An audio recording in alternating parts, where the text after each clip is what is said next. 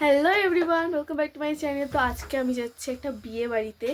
আর আমার এখন এক্সাম চলছে, তবু আমি বিয়ে বাড়িতে যাচ্ছি। আমার রিসেপশন ক্যান্সেল হয়ে গেছে শুধুমাত্র এক্সামের জন্য, কিন্তু বিয়ে ক্যান্সেল করা যাবে না।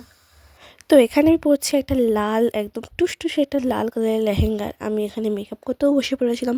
আসলে আমার রিসেপশনের পরের দিন হচ্ছে ম্যাথ এক্সাম, তাই জন্য আমি রিসেপশনে যেতে পারবো না। কিন্তু বিয়ের পরের দিন তেমন কোনো এক্সাম ছিল না, তাই বিয়েতে আমি যেতে পেরেছি। আর এই হচ্ছে আমার ফুল লুক। প্রথমে ভেবেছিলাম গলায় কিছু পরবো না, গলাটা একদমই ফাঁকা লাগতো, তাই একদম আমার বার্থডেতে পাওয়া একটা সরু চেন পরে নিয়েছিলাম। আর এই হচ্ছে আমার লেহেঙ্গা। সো এখন আমি অলরেডি বেরিয়ে গেছি, আর এখন আমাদের বাড়ির সবাই রেডি হচ্ছে। এখনও কারো রেডি হওয়া কমপ্লিট হয়নি, আমি একা বেরিয়ে গেছি। আর এখন প্রায় বাজে 6:30 বাজতে যায়, আর আমাদের ওখানে যেতে যেতে 7:30 তো বেজেই যাবে। দেখা যাক কী হয়।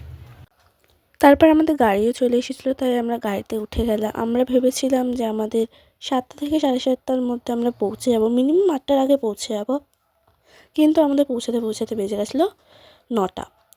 আর এখানে আমি গাড়ি থেকে নেমে কিছু ক্লিপ নিচ্ছিলাম। আর এই হচ্ছে আমাদের বিয়েবাড়ির গেট, যেটা প্রচণ্ড সুন্দরভাবে সাজানো ছিল। আর এখানে প্রচুর ফটো তুলেছিলাম। তারপরে যেটা করতে যাও অ্যাকচুয়ালি বিয়েবাড়িতে, খাওয়া দাওয়া, সেটা করে নিলাম। তো প্রথমে খেয়েছিলাম পকোড়া, তারপরে কিছু আইসক্রিম, ফুচকা, জুস এরকম ধরনের। তারপরে এখানে বিয়ে হচ্ছিল, কিন্তু আমরা এত লোক সামনে দাঁড়িয়েছিলাম, বিয়েটা দেখতেই পাচ্ছিলাম না। আর এখানে হচ্ছে নিচে লাইটিং, আর পুরো রাস্তা জুড়ে লাইটিং হয়েছিল।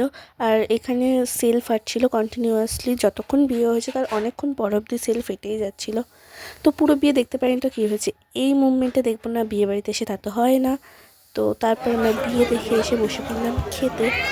আমরা বসেছি খেতে অনেক তাড়াতাড়ি, প্রায় তখন বাজে 11টা 14, কিন্তু আমাদের খাবার দিতে দিতে অনেক লেট করেছিল। আর এই হচ্ছে মেনু কার্ড।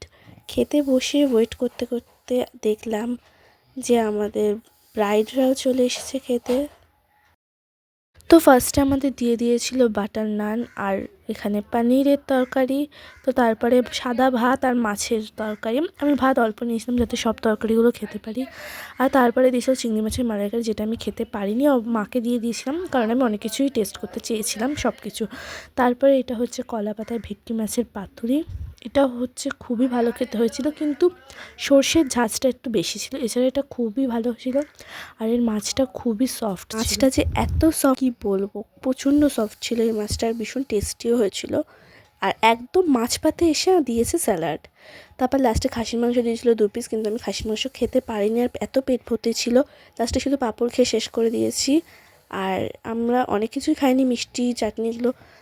ফাইনালি আমরা গাড়িতে উঠে এসেছি এখন। হ্যাঁ ঠিকই বলেছো তুমি। গাড়িতে উঠে আমি সোয়েটার পরে নিয়েছি, কারণ এখানে রাতের দিকটা প্রচুর ঠান্ডা ঠান্ডা লাগছিলো। আর এখানে আমাদের গাড়িও ছেড়ে দিয়েছে, প্রায় অনেক রাত হয়ে গেছিলো আমাদের বাড়ি যেতে যেতে। তো ফাইনালি বাড়ি চলে গেছি, আর বিয়ে বাড়িও শেষ, ভিডিও শেষ। দেখো এখানে ভিডিওটা শেষ করছি, এর থেকে আর বেশি বড় করার কোনো ক্ষমতা নেই। প্রচণ্ড পরিমাণ টায়ার্ড। So by.